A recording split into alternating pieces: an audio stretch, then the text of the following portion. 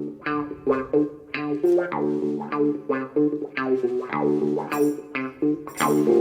evening, Gavin. Good evening, CC, and welcome all to our weekly podcast. Terry Currans, the current view of the Ida of Hillsborough. Mr. Terry Curran, steady away. Some kind of week you had?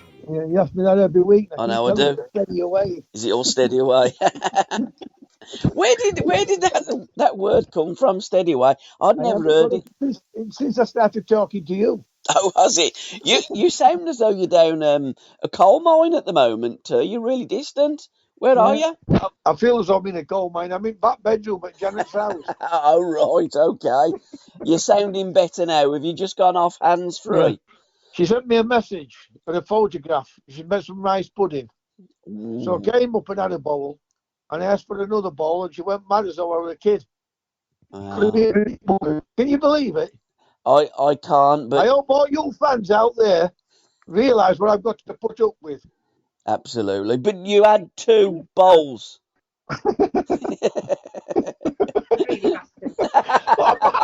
Did you hear that? Oh, did you? Don't get that on Match of the Day, do you, or other podcasts? Terry Curran, you are a greedy bastard. That is exactly what Jan just said. 2 bowls of rice pudding. Oh, fantastic tea. Yeah, I'm 68 and she thinks she's talking to a kid. You can't have 2 bowls of that. But more to the point, is she going to do you a cup of tea? Because she used to do you a cup of tea as well, tea, just to keep that mouth moist. Twice. I make her a cup of tea every morning and she's done it twice. So anyway, we'll see what happens at half time. Fantastic tea. Magic moments, what have you sourced for us this week, mate? Well, I've got to wait for Magic moment. It was a simple but a brilliant goal. Foden's for England. Yes. His ability and his balance and his thinking to adjust his feet. It looks so simple, but I assure you, to move his feet to get his body in line with that ball and to connect it right, is not as easy as it looked. Absolutely brilliant.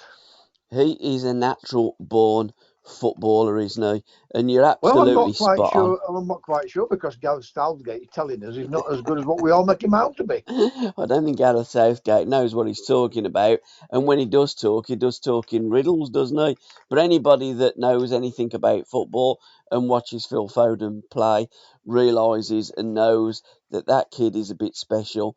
And some of the things he does on the ball, there's very few players in the world that have got that kind of ability. When he's allowed to play in a role like that, yeah.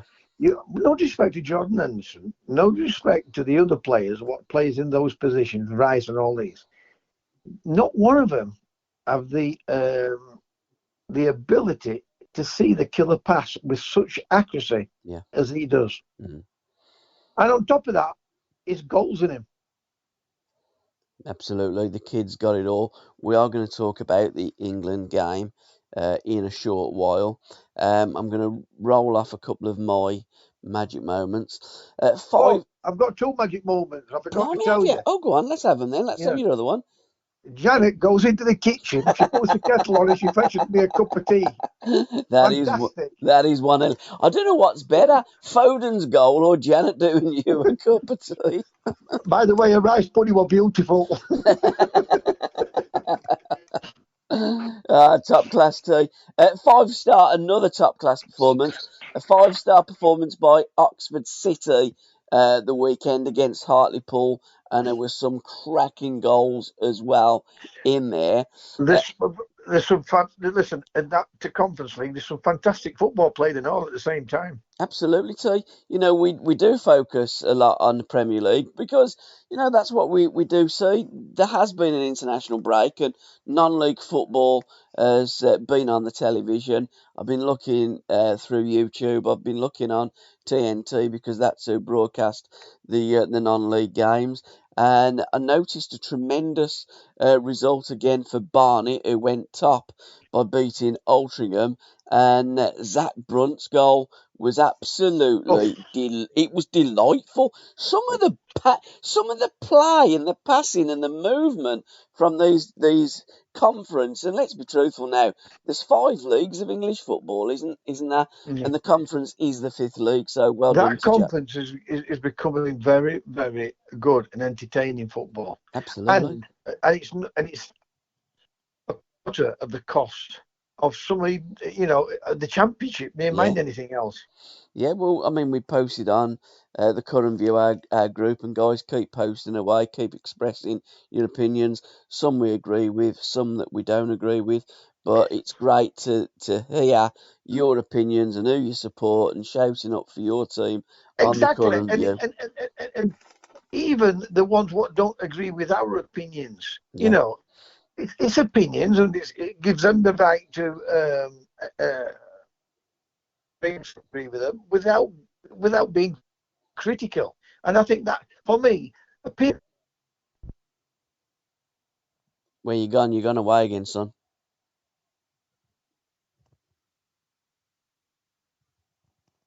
of the person that, in general. Yeah, I missed you for about 2 minutes there, mate. I don't know where you went, but Oh, but I what I was lost you. saying, what I was saying is, it's about opinions, and if people want to be critical, express their opinions, Yeah, without people being abusive to that person, because absolutely. all he's giving is his opinion, and Yeah. you don't have to agree with me, and I don't have to agree with him or whoever it is. Mm. But I don't want to be abusive to people. I really don't, and that's why I agree. I always like when somebody gives the opinion. I mean, if I really like it, then I'll express my opinion on it. Yeah. If I don't like it, I'll still like it because it's his opinion or her Absolutely. opinion. Absolutely, T. We've all got an opinion, so guys, keep expressing them. Keep it clean. Don't be malicious with it. Hello. Yep. Can you hear me? Hello, T. Terry Curran. Gabby calling Terry Curran. TC, Hello. are you still there? Yep. Can you hear me? We're having a little bit of a problem tonight with the sound and the communication, but I can hear you intermittently. Can you hear me, T? Yeah, you keep going off. Yeah. I'm sitting on One me. of us is going off anyway. Yeah. If it goes off again, I'm going to go into the other bedroom. I'll try that. Okay. Yep. Not a problem.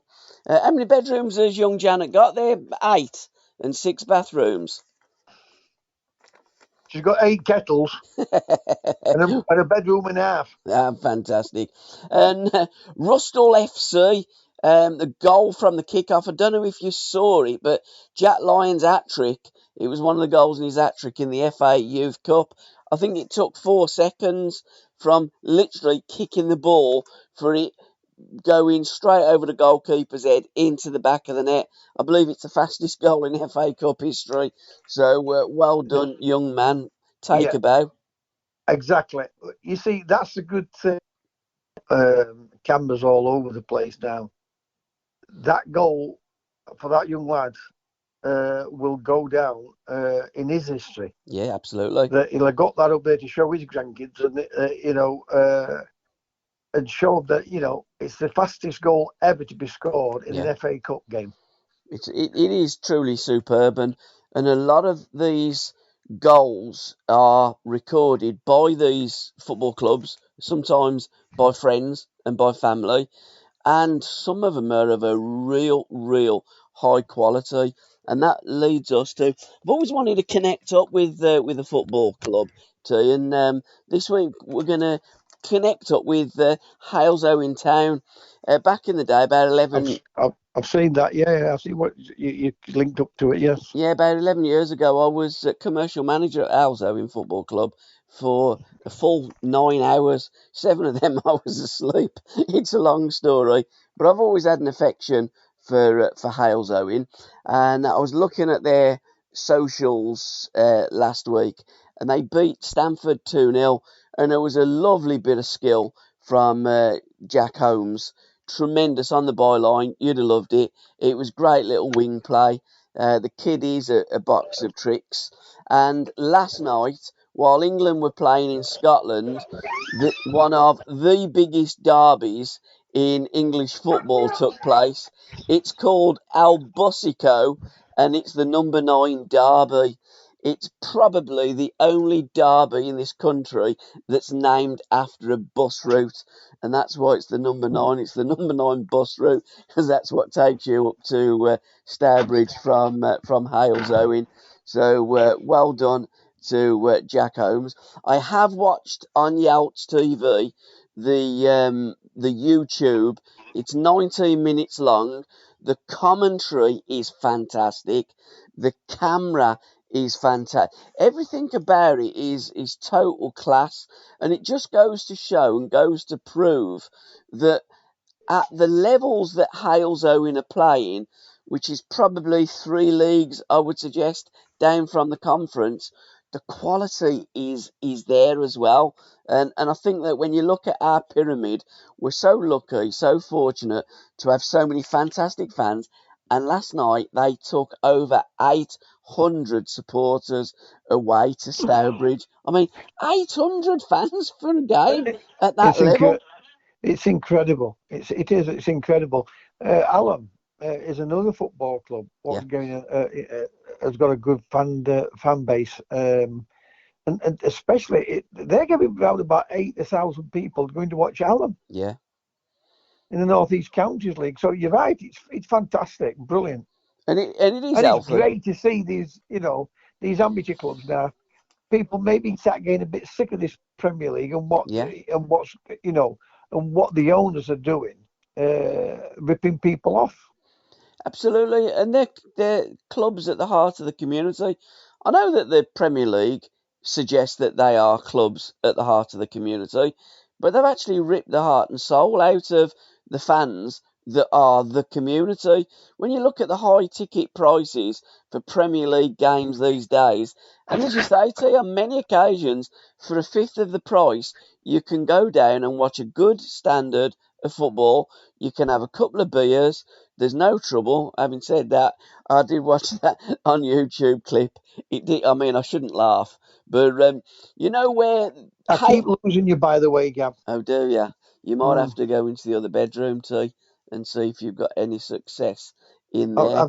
I did it and it's done the same thing. So anyway, it might be Jan's Wi-Fi there, because usually we're okay while you're at your house, but we'll carry on. But we're saying they had the whole of the away end, Halesowen did, with the 800, so they're right behind the goals. I mean, it looked absolutely fantastic. I've seen it on social media. I saw you post up on it. Yeah, and I always see you post up, but I can't leave the comment on them. I've got 9 days. Yeah, I've got 9 days. I think it's 9 days still in Facebook jail on groups, and I can't understand why it's happened to me that. But on the side at the Glass Boys, at Stourbridge's ground, they've got no stand, but they put some perimeter boarding and some crash barriers. Well, when they scored, they went absolutely balmy, and they just spilled onto the pitch, so they broke through the barriers. Nobody was injured, of course. That's why I'm kind of smiling and laughing about it. But the game was held up for 15 minutes as a consequence. But when you do look at those football clubs, to the fans, those players are just as important to their fans as what the likes of Man United and Liverpool are to theirs. And again, Jack Holmes scored the 4th goal. Halesowen did win 4-3 last night. So well done to all and sundry. And well done to Jack Holmes. I think that kid's a name to watch. He does look as though he's got a bit about him. So well done to all. Well done to Yelts TV. Well done to Halesowen. And Busico was won by the Yelts. Well, watch this space, because Peterborough, like Peterborough do like to sign these players out of these lower leagues, don't they? Well, there are a lot of diamonds at the lower leagues, as you know, T. Always will be and always is. Yeah, and for Premier League teams these days, they're overlooked because they're just looking at international players and spending an absolute fortune. In fact, I've just done a couple of podcasts with Story Moore and we were talking about Casado, and he was saying he's played one season in the Premier League and he's gone for 115 million. You know, it's absolutely crazy.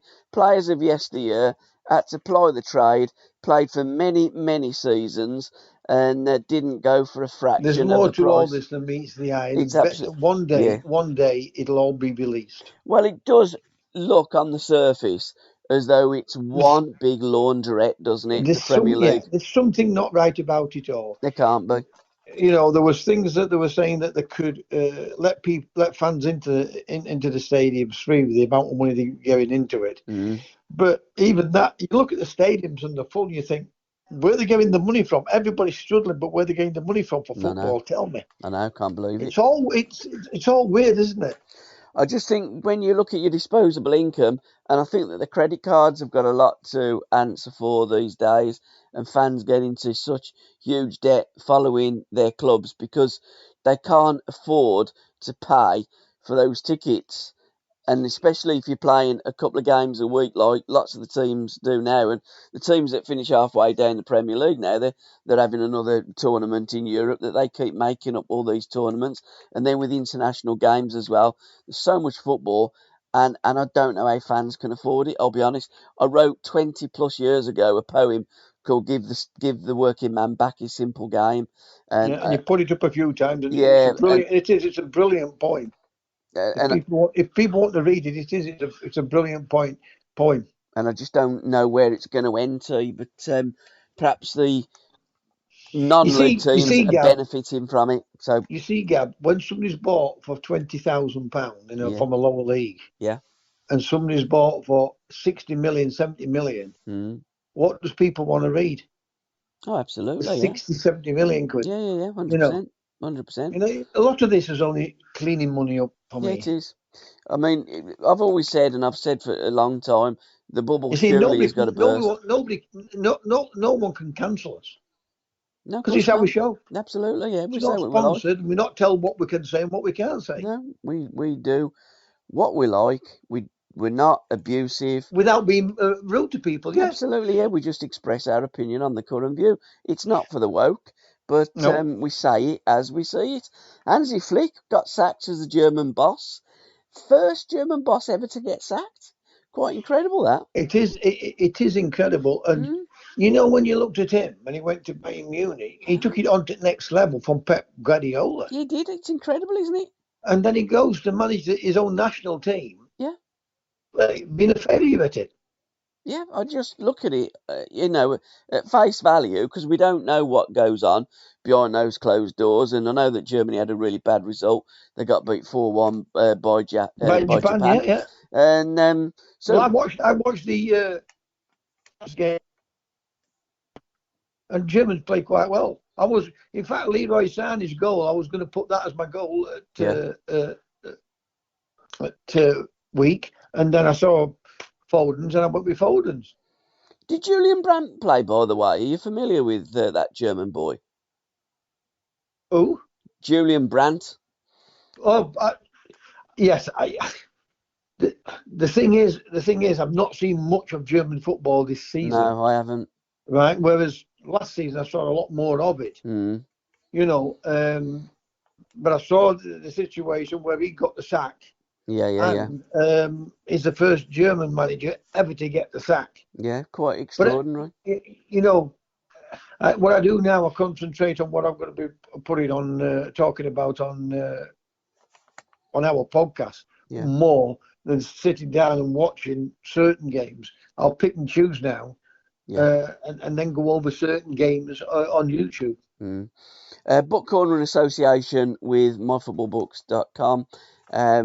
Andy always gives us a recommendation, and this week it's Gallus, England, Scotland, and the 1967 World Cup final by Michael McEwen, which is quite appropriate because it was last night the 150th game between England, well, not the 150th game, but the 150th anniversary of the first game that was played on the 30th of November 1872. I thought it was 2023, so it's 151 years. I've not heard anybody say, why is it 150 years when it's actually 151 years? And if we want to be absolutely pedantic, the first game that they ever played was on the 5th of March, 1870, and that was at the Oval in London. So I'm not quite sure how they get the 150, but it was the 150th anniversary last night. So while we're in Book And Corner, we will just talk briefly about the England game. What was your thoughts? Booing our national anthem for a start? Surely that's not right.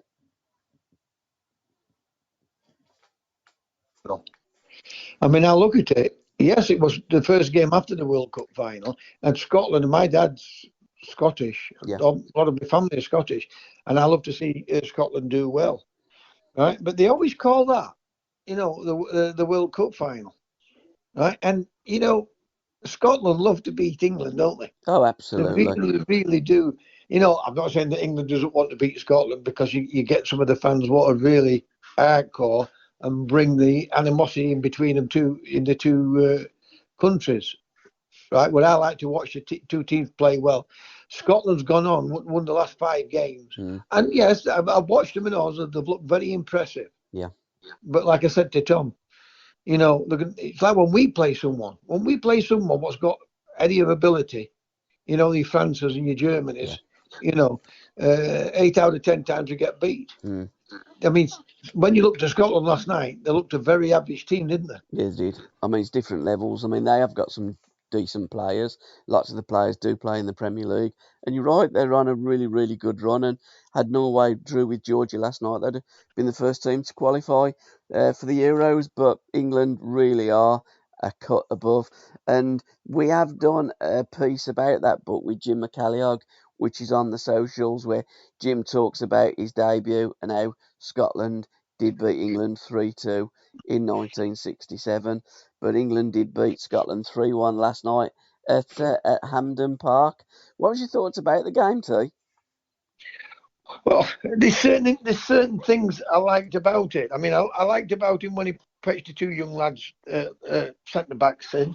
Yeah. I liked it when Fodden was expressing himself. Yeah. Again, Bellingham is getting better and better for England. But I love to watch Foden play, and even though I like to see team performances, right? I do like to see individual players rise above it and excite the fans. And he's one of these players what excites me every time I watch him play. And again, he gets a lot of criticism, but nothing is going right for Maguire. Nothing goes right for that kid at this moment in time. Why did he put him on in the second half? I was gobsmacked. Well, you see, I try not to be. What's the word? It's not that I'm trying to be critical. I try to be fair to Southgate. Yeah. Right? But his decision making has always been bad. I'll never forget the Croatia game in the semi-final when we're winning 1-0. Yeah. And we were getting absolutely pelted down the left-hand side, playing the fullback out of position. I think it was Trippier. Yeah. Sure it was. And he did nothing about it. I mean, I like Maguire, right? His opinions, but that still baffles me today. Why would he do that? He knows what Harry Maguire can do. Yeah. So why bring him on? Probably would have been better to give him that little bit of a rest, because not everyone, but a lot of people are waiting for the mistake with him. Oh, absolutely. And he has been crucified. He's not as bad as what people make out to be, but he's part of Southgate always picking certain individual players, and it's falling back on him. But what I thought about the performance last night, I thought first thing I say to myself when I watch England play, I look at some of these players what's not playing. Yeah. And then you get, like Fodden started from the off last night, and I think to myself, if Guardiola had got this team or Klopp had got this team, it would be a different team altogether. 100%. With same players. Yeah, 100%. I mean, it's about the philosophy and about the manager allowing the players to go and express themselves on the pitch. And I mean, when I looked at it, and he's got Rice and Phillips, I'm thinking, mate, you play, and I don't care who we play. I would never play holding midfield players. In fact, my England team. Two. He plays two. Yeah, exactly. Yeah, I just don't understand it. He's usually got a shake-up of about 7 or 8 defensive players, and then the rest are attackers. And my England team, I'd have either Pickford or Ramsdale in goal. My right back could be Walker. I'd be having a look at this fella, Rico Henry at Brentford. He looks as though he's got a lot of pace, a lot about him. You know one thing about Walker, if he did make a mistake, he's got that pace to recover. Oh, 100%. He's getting, but he's getting better. In my opinion, he's getting better. He's a better player now than what he was a couple of years ago. Well, the longer, the older you get in football, the more wiser and the understanding of the game, you learn. Now, that's make no mistake, the older that is 100%. But your pace usually starts. Yeah, but he's still got a lot of his pace, hasn't he? He's getting faster. Yeah. He seems as though he's getting faster. I mean, he's just a freak of nature, Kyle Walker. And then my 2 centre halves, I play Declan Rice and John Stones. I could not play Declan Rice as a centre back. No, I know, yeah. And that's a good thing. That's a good thing about opinions, isn't it? Yeah. And I know you criticise Declan Rice a lot. Yeah, I do, but you would play him as a centre-back. Yeah, I don't see him as a centre midfield player. You always say, he'd be my team as a centre-back. Yeah, would. And people sometimes are critical to you. Oh, God. I mean, somebody says you know nothing about football. Yeah. I'm like, okay, that's your opinion. But you would always pick him as a centre-back. And I really wouldn't. Well, yeah. I think there's better players than him. I think we've got better players than him. What could take us on to the next level. And I do like him as a player. Yeah. I don't like him as an international player. No, I don't. I would never play him in midfield, but I would try him. I would try him at centre-back with John Stones. And I say that because then you'd have Rico Henry, Declan Rice, John Stones, and Kyle Walker. And I think all 4 of them are really comfortable on the ball and can play in other positions. My midfield 5 then would be, I'd play Grealish, Maddison, Eze, Bellingham and Foden with Kane up top. That'd be my England team. Some forward line, some midfield players that. And I'd say, do you know what, T? We ain't going to lose the ball. People say, well, that's a bit too offensive, isn't it? Well, no. Always tell people. Because we ain't going to lose the ball. Who was it other week? Some big player said to me, he said, I never looked at it like that. Yeah. I'm trying to think. Some big player said to me. But people will go. I never thought of it. I said, well, we're not going to lose the ball. Well, we would lose the ball. Of course, like Manchester City lose the ball. Like but you win the it great back. Brazilian lose. Like the great Leeds United. Yeah. They lost the ball. The Liverpools, the Forest, they lost the ball. Yeah. But few and far between compared to the other team they played against. Absolutely. And we are absolutely. And if you've got the ball, as the great elite managers always turn around and say, if you've got the ball, how can anybody score? Exactly. I mean, it ain't rocket science. And when Eze come on last night, I thought, oh, what a pass. He brought it down. I mean, the goalkeeper pulled off a great save. Some people said, well, he should have scored, but I thought it was a good save. But what a great first touch in international football. And I'm a massive fan of him. That's a player what plays me out for you. He's I think the kid is tremendous. So I go, would I drop Grealish? No. Would I drop Maddison? No. Would I drop any of those players? Foden, Bellingham, Eze? No. I just think that they're brilliant footballers that work hard on the ball, off the ball, and we may need 2 balls because them players have just got such ability on it. But I think, in my opinion, if we had a top manager, if Guardiola was our manager with that team, we'd win a World Cup.